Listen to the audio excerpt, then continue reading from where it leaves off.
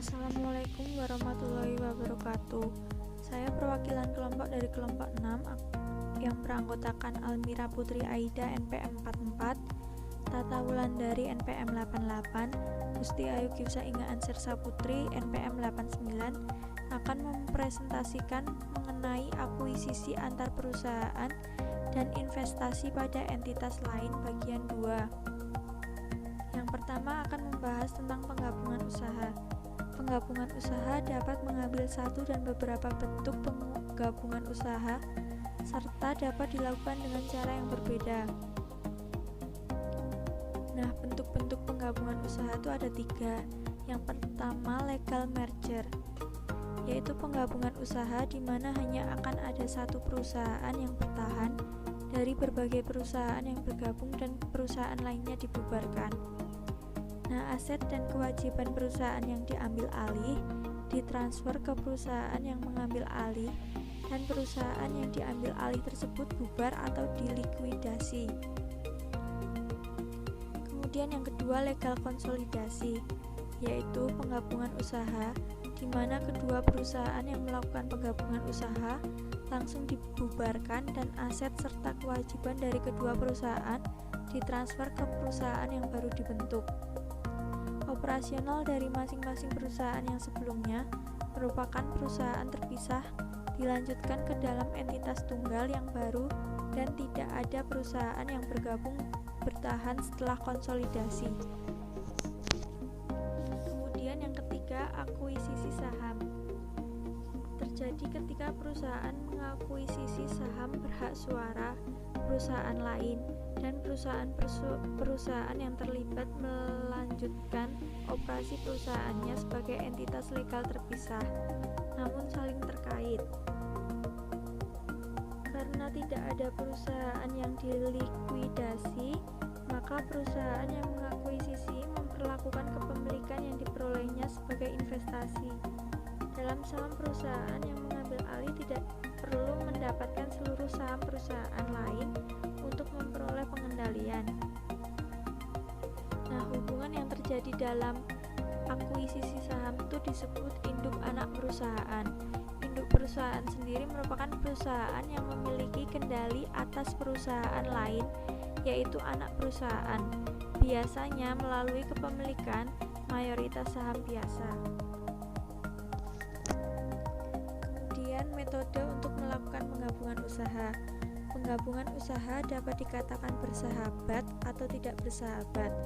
Nah, kalau bersahabat apabila manajemen perusahaan-perusahaan yang terlibat melakukan perjanjian sehubungan dengan persyaratan penggabungan dan merekomendasikan adanya persetujuan dari pemegang saham. Kalau tidak bersahabat atau hostile takeover apabila manajemen perusahaan-perusahaan yang terlibat tidak menyetujui persyaratan penggabungan dan manajemen dari salah satu perusahaan melakukan tender offer secara langsung kepada pemegang saham perusahaan lainnya. Yang pertama, akuisisi aset. Perusahaan penjual umumnya mendistribusikan aset atau efek yang diterimanya ke pemegang saham dalam penggabungan usaha dari perusahaan pengakuisisi dan likuidasi, sehingga hanya perusahaan pengakuisisi sebagai entitas legal yang bertahan. Kemudian yang kedua, akuisisi saham. Akuisisi saham berhak suara kurang dari mayoritas biasanya tidak dianggap sebagai penggabungan usaha. Ketika satu pemegang memegang kepemilikan mayoritas dalam saham berhak suara, saham lain yang tersisa disebut kepemilikan minoritas atau kepemilikan non-pengendali. Kemudian penilaian entitas usaha. Semua yang terlibat dalam penggabungan usaha harus meyakini adanya kesempatan untuk memperoleh keuntungan jika mereka setuju untuk berpartisipasi. Nilai aset perusahaan dan potensi laba masa depannya sangat penting untuk menentukan nilai dari perusahaan tersebut. Aspek pajak juga perlu diperhatikan. Nah, yang pertama, nilai masing-masing aset dan kewajiban ditentukan melalui penilaian dapat ditentukan relatif mudah, seperti investasi yang diperdagangkan secara aktif dalam pasar efek atau utang jangka pendek. Untuk pos lain dapat sangat subjektif, seperti nilai tanah yang berada di daerah yang jarang terjadi penjualan. Contohnya, obligasi dengan nilai nominal 100 juta, jangka waktu 10 tahun, tingkat bunganya 6% bunga dibayar tahunan, dikeluarkan pada nilai nominalnya 3 tahun yang lalu, dan tingkat bunga pasar sekarang untuk efek yang sama adalah 10%. Nilai kewajiban sekarang dapat dihitung dengan cara nilai sekarang untuk 7 tahun pada tingkat bunga 10% dari pembayaran pokok 100 juta, yaitu menghasilkan 51.316.000. Kemudian ditambah dengan nilai sekarang pada tingkat bunga 10% dari 7 kali pembayaran bunga 6 juta, yaitu 29.211.000. Jadi nilai sekarang dari obligasinya itu 80.527.000. Kemudian yang kedua, nilai laba potensial. Nilai kelangsungan usaha menyebabkan lebih menguntungkan untuk mengoperasikan aset sebagai entitas dibandingkan menjualnya secara sendiri-sendiri. Kemampuan suatu perusahaan untuk menghasilkan laba sebagai perusahaan yang berjalan merupakan suatu hal penting dalam penilaian perusahaan. Contohnya, PT Bunaken diharapkan untuk menghasilkan arus kas 35 juta untuk tiap tahun selama 25 tahun. Maka nilai sekarang dari perusahaan pada tingkat bunga diskonto 10% adalah 317.696.400 dengan dihitung sebagai berikut. Arus kas tahunan yang dihasilkan 35 juta.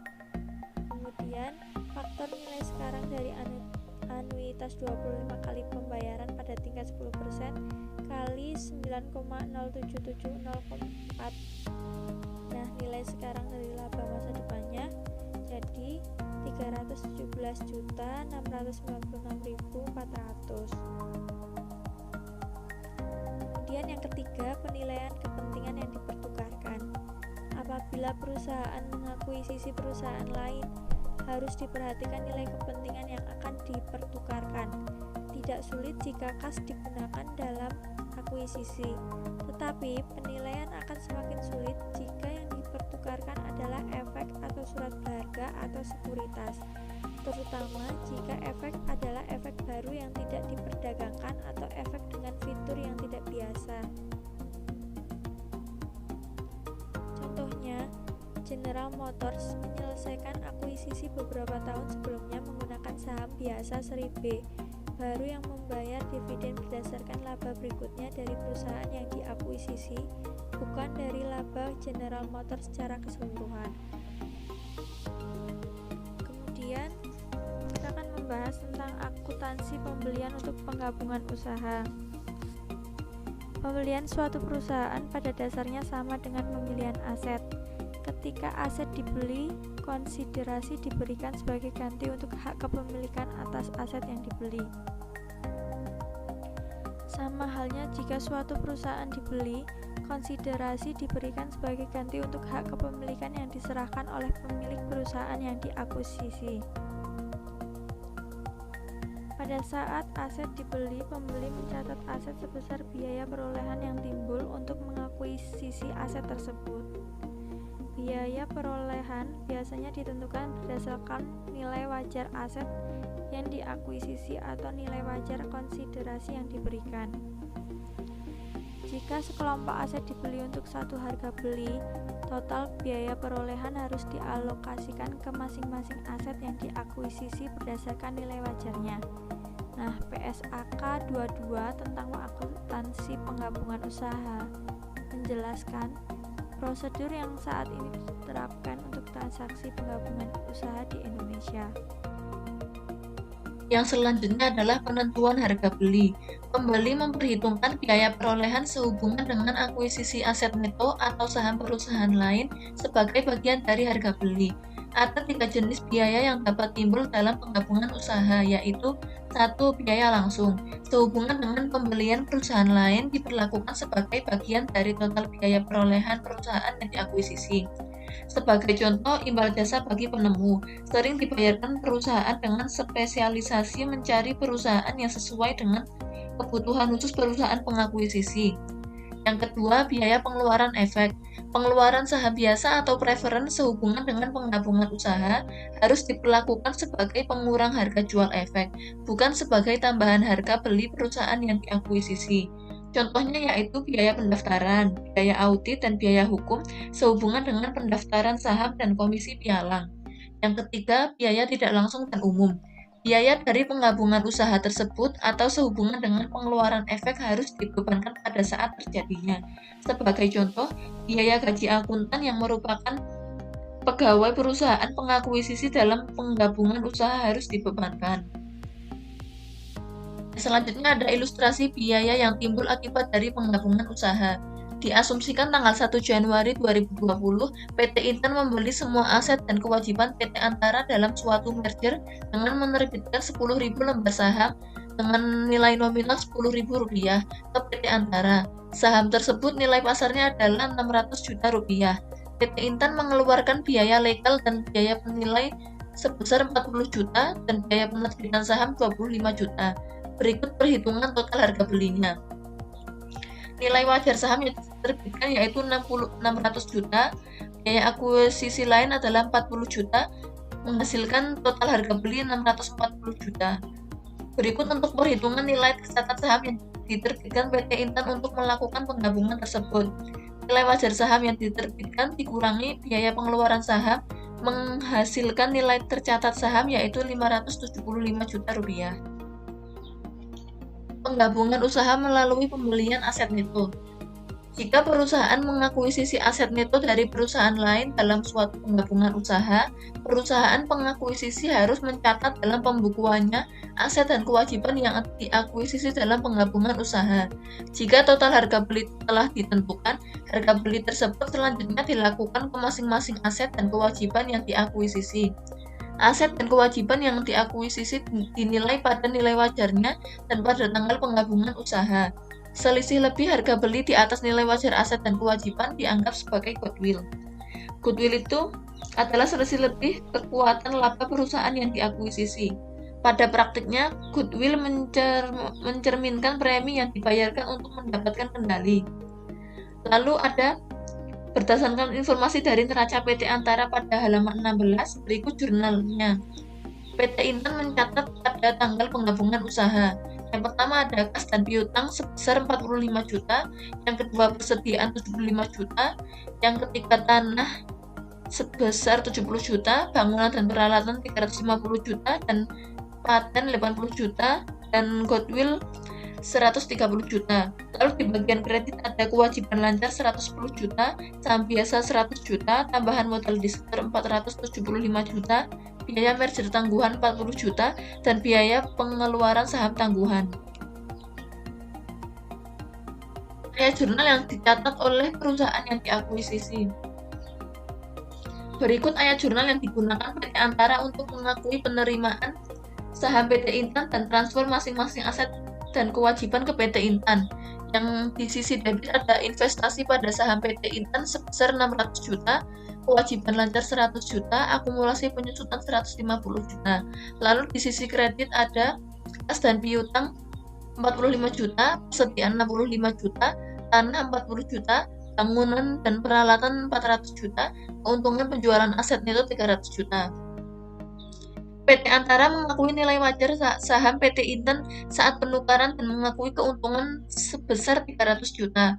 Pembagian saham PT Intan dan likuidasi PT Antara dicatat di dalam pembukuan PT Antara sebagai berikut. Di sisi debit ada saham biasa yaitu 100 juta, tambahan modal disetor 50 juta, saldo laba 150 juta, keuntungan penjualan aset neto 300 juta. Dan di sisi kredit ada investasi pada saham PT Intan sebesar 600 juta. Selanjutnya ada pencatatan goodwill. Goodwill dinilai berdasarkan biaya perolehan awalnya dari pembeli, jika dapat secara objektif ditentukan. Oleh karena pengeluaran untuk goodwill yang dikembangkan sendiri sering tak dapat dipisahkan dari biaya operasi berjalan. Pengeluaran seperti itu harus dibebankan ketika terjadi. Biaya pembelian goodwill diukur sebagai selisih lebih total harga beli di atas nilai wajar dari aset neto yang dapat diidentifikasi yang diakuisisi. Selanjutnya ada akuntansi goodwill sesudahnya. Goodwill yang berasal dari merger dicatat oleh pihak pengakuisisi senilai selisih antara nilai wajar yang dipertukarkan dengan nilai wajar aset bersih teridentifikasi yang diakuisisi sebagaimana diilustrasikan pada jurnal nomor 6 pada slide sebelumnya. Ketika goodwill timbul dari kombinasi bisnis, goodwill tersebut harus dialokasikan ke masing-masing unit pelaporan. Hal tersebut diharapkan menimbulkan keuntungan dari kombinasi bisnis. Selanjutnya, jumlah penurunan nilai goodwill dari unit pelaporan diukur sebagai selisih dari nilai tercatat goodwill untuk unit tersebut dengan nilai implisit dari goodwill. Nilai tersebut ditentukan berdasarkan selisih lebih nilai wajar unit pelaporan di atas nilai wajar aset bersih selain goodwill. Berikut ilustrasi penurunan goodwill. Asumsikan unit pelaporan A mendapatkan alokasi 100 juta rupiah dari goodwill yang timbul dari kombinasi bisnis. Berikut adalah aset dan liabilitas yang dialokasikan ke unit pelaporan A. Yang pertama ada kas dan piutang. Nilai tercatatnya itu 50 juta dan nilai wajarnya 50 juta. Persediaan nilai tercatat 80 juta, nilai wajar 90 juta. Peralatan 120 juta dan 150 juta. Goodwill nilai tercatatnya 100 juta. Sehingga menghasilkan total aset yaitu nilai tercatatnya 350 juta dan nilai wajarnya 290 juta. Keduanya dikurangi oleh liabilitas lancar sebesar 10 juta menghasilkan aset bersih nilai tercatat 340 juta dan nilai wajar 280 juta. Kesimpulan dari alokasi di atas adalah 1. Nilai tercatat pelaporan termasuk goodwill adalah 340 juta. 2. Nilai implisit goodwill untuk unit pelaporan A ditentukan dengan nilai wajar aset bersih sebesar 280 juta dikurangi nilai wajar unit pelaporan 320 juta menghasilkan 40 juta rupiah. Yang ketiga, kerugian penurunan nilai ditentukan dengan selisih lebih goodwill yaitu 100 juta dikurangi nilai implisit 40 juta menghasilkan 60 juta rupiah. Kerugian penurunan nilai ini digabung dengan kerugian penurunan nilai lain dari unit pelaporan lain merupakan total kerugian penurunan nilai yang dilaporkan oleh perusahaan secara keseluruhan. Goodwill negatif merupakan selisih yang terjadi ketika kadang-kadang harga beli dari perusahaan yang diakuisisi lebih kecil dibandingkan dengan nilai wajar aset neto yang dapat diidentifikasi yang diakuisisi. Kelebihan dari goodwill negatif ini akan digunakan untuk mengurangi nilai yang lain yang telah ditetapkan atas aset yang diperoleh. Jumlah yang tersisa setelah mengurangi aset-aset tersebut sampai nol diakui sebagai biaya yang ditangguhkan dan diakui sebagai pendapatan secara sistematis selama periode yang tidak lebih dari 20 tahun. Kemudian contoh kasusnya yaitu PT Intan membeli semua aset dan kewajiban PT Antara dengan total biaya perolehan sebesar 460 juta, bukan 640 juta yang diasumsikan sebelumnya. Dalam kasus ini, hubungan antara total harga beli yang diilustrasikan pada diagram berikut adalah nilai wajar aset aktiva neto sebesar 510 juta, biaya perolehan investasinya sebesar 460 juta, dan nilai buku aset neto yang dapat diidentifikasi sebesar 300 juta. Selisih lebih nilai wajar aset yang dapat diidentifikasikan atas biaya perolehan sebesar 50 juta. Kemudian, total diferensial antara biaya perolehan investasi dengan nilai buku aset neto yang dapat diidentifikasi sebesar 160 juta. Dan terakhir, selisih lebih nilai wajar di atas nilai buku aset yang dapat diidentifikasikan sebesar 210 juta. Kemudian, total nilai wajar aset dan kewajiban PT Antara adalah 510 juta. Total nilai wajar aset neto yang dapat diidentifikasi sebesar 510 juta tersebut lebih besar daripada harga beli sebesar 460 juta. Selisihnya yaitu sebesar 50 juta. Goodwill negatifnya sebesar 50 juta tersebut dapat dialokasikan sebagai berikut. Dimasukkan dalam nilai pengurang, di mana tanah 70/500 kali 50 juta sama dengan 7 juta, kemudian bangunan dan peralatan neto 350/500 dikali 50 juta sama dengan 35 juta, kemudian ada paten 80/500 dikali 50 juta sama dengan 8 juta, sehingga totalnya yaitu 50 juta.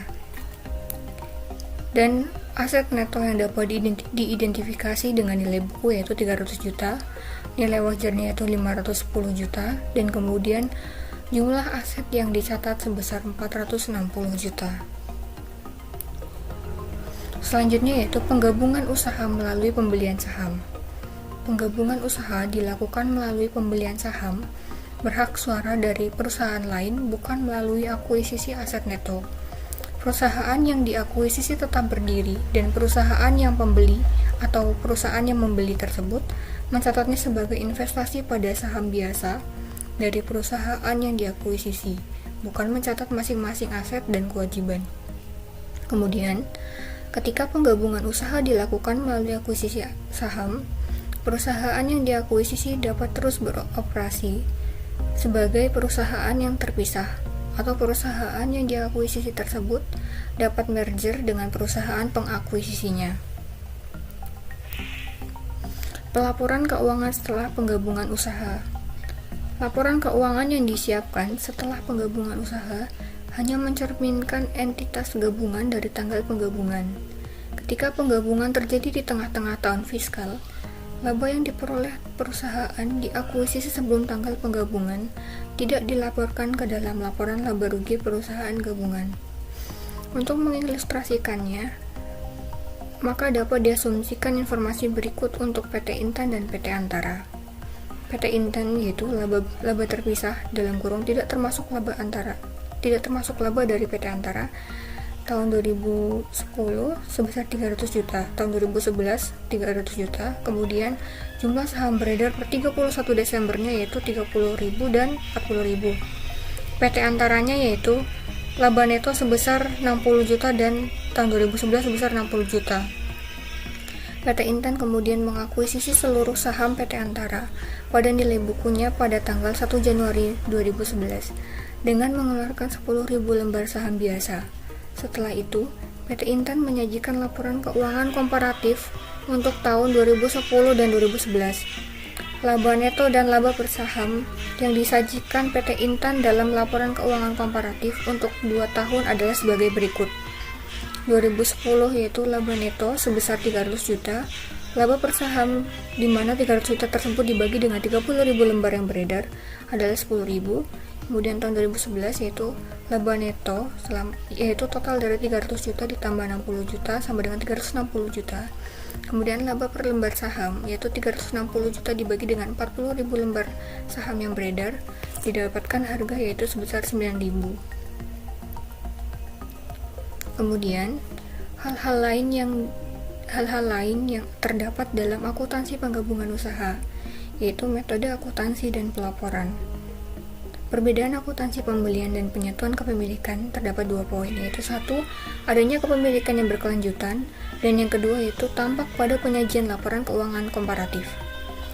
Pengguna penyatuan kepemilikan memungkinkan manajemen menciptakan laba yang sebelumnya belum dilaporkan, dan karena membawa saldo laba dari perusahaan yang diakuisisi, perusahaan yang berkabung kadang memperoleh peningkatan fleksibilitas hubungan dengan dividen. Demikian presentasi dari kelompok 6. Apabila banyak kesalahan, kami mohon maaf dan terima kasih.